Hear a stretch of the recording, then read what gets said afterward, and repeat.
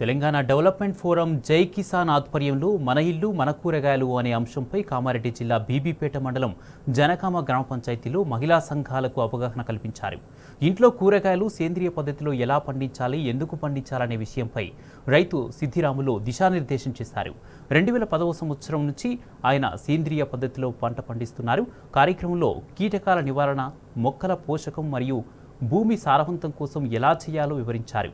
వనిత చేయూత India అధ్యక్షురాలు తిమ్మయ్య గారి వాణి plastic వల్ల మనకి కలుగుతున్న అనర్థాలను వివరించారు. కార్యక్రమంలో జానపద గాయకురాలు దివ్య నవీన్ చెట్లను పెంచడంపై ఒక ప్రాముఖ్యత జానపద గేయాలతో వివరించారు. అనంతరం రైతులకు నాటు కూరగాయల విత్తనాలు పంపిణీ చేశారు.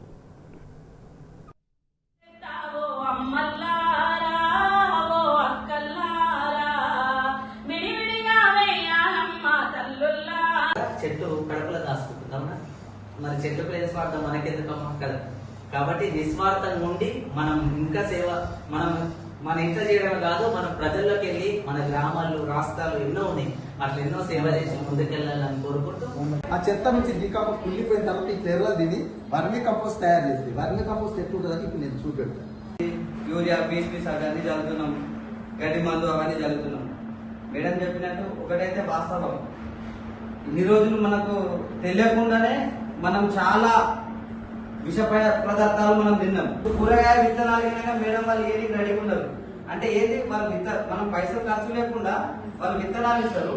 మన ఇంటి దగ్గర ఉన్న ప్లేస్ లో పెట్టుకొని